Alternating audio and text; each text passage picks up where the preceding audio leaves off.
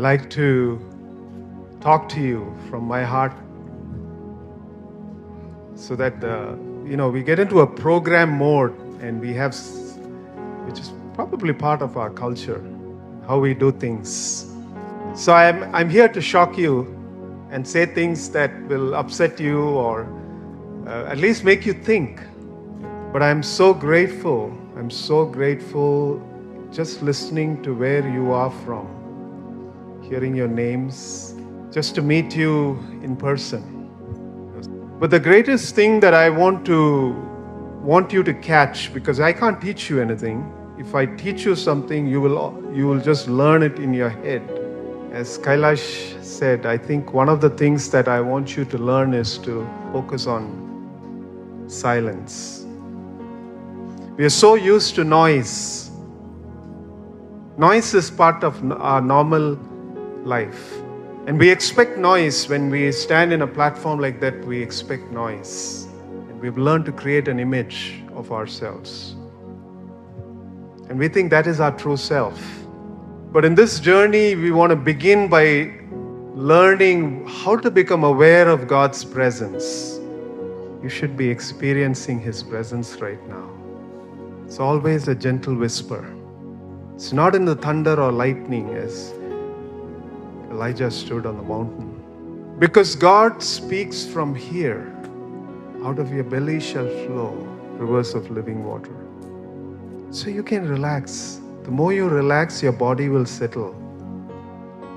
Otherwise, normally our bodies are tight like this. And the more you learn to breathe deeply, your muscles will also relax. So you're going to look at Christ in a new way. Jesus Christ. He did not have a false self. He had a true self. And this journey is about taking away the false projected self and bringing it closer to the true self. So you should be at home right now. Are you at home? Your body is your home. It's supposed to be the temple. If God is not here, He's nowhere. You're just playing the game of religion. 25 years I played that game. I will not play that game anymore. I'm tired of Christianity as a religion. Pastors standing here and whipping the congregation. Come on, come on, come on. That's the false self that's trying to project.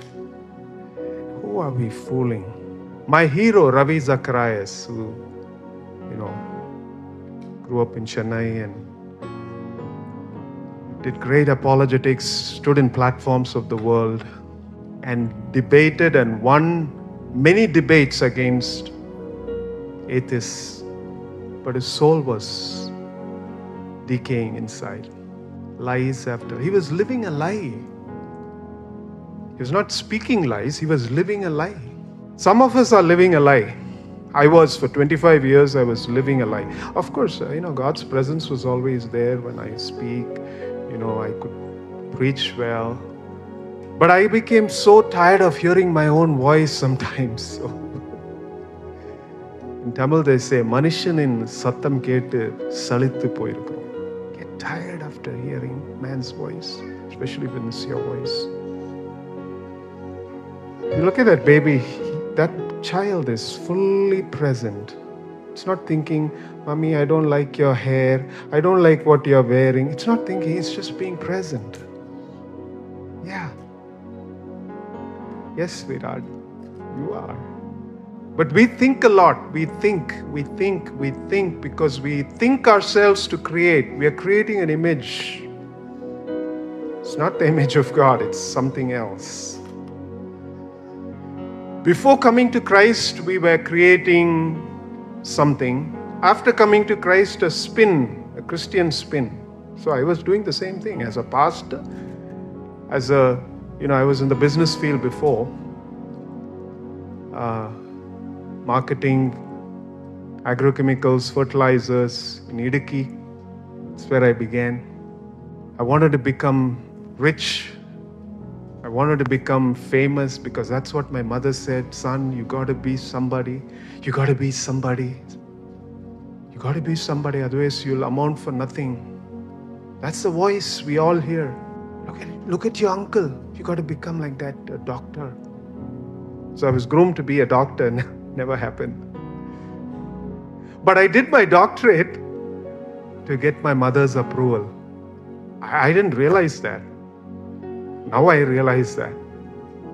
It's nobody's fault. So don't blame yourself. Please don't blame your parents. It's part of the culture. Imagine 2.4 billion people. I got to be somebody among this masses of people. I got to be somebody. Look at me, please look at me. But God is already seeing you. He's seeing you. He sees the true self inside of you. And He knows the game we are playing. He knows the projected false you and me. But He still loves you. He doesn't condemn. And that's what He's trying to redeem us.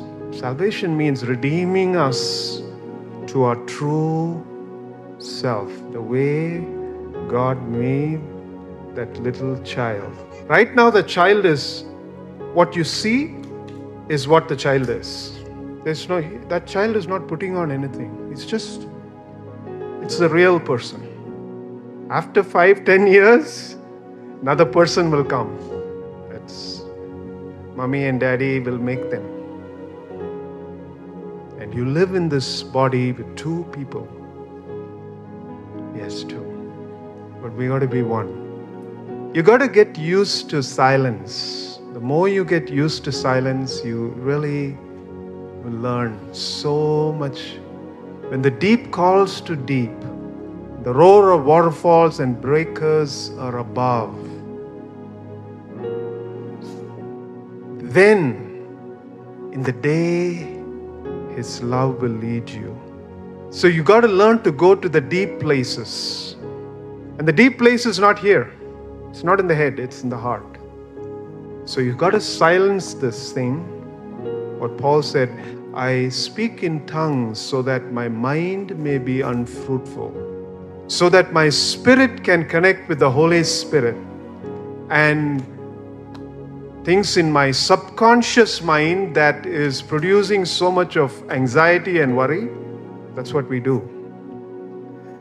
All the fears, all the things, your hurts, your bullying, when you're a little child, people bully you. Those are hurts that you carry in your subconscious mind here. Doesn't mean it's here, but it's subconscious. It's not in your consciousness. But you react during your adult life from that subconscious hurts, wounds of the soul. Because your soul is wounded. Even your mother's voice can be a wound. Like my mother used to say, you will amount to nothing if you don't, whatever.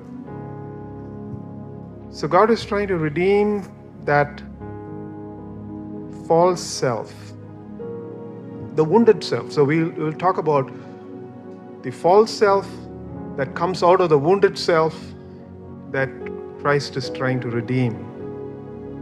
It's not accepting Jesus and, reading the Bible and, you got to read the Bible, but you got to be alive to read the Bible. You got to come alive. You got to be able to experience Him. To experience Him, your thinking has to stop a little bit. Because when you think, you go out of the body. So you're pretending to be here, but you're not here. Or you can be thinking about tomorrow's engagement or some meeting you have. Immediately you've left the body. We don't think about these things. It's important to think about these things because the person has to be whole. Whether you are with God or whether with your wife, you got to be the person who is right there. This is why we have gravity. God created us to be here. If we were in moon, we would be flying because we can't ground ourselves. But our being is grounded on earth for a reason. So that our mind also can stay within the body. That's called integrity of the soul.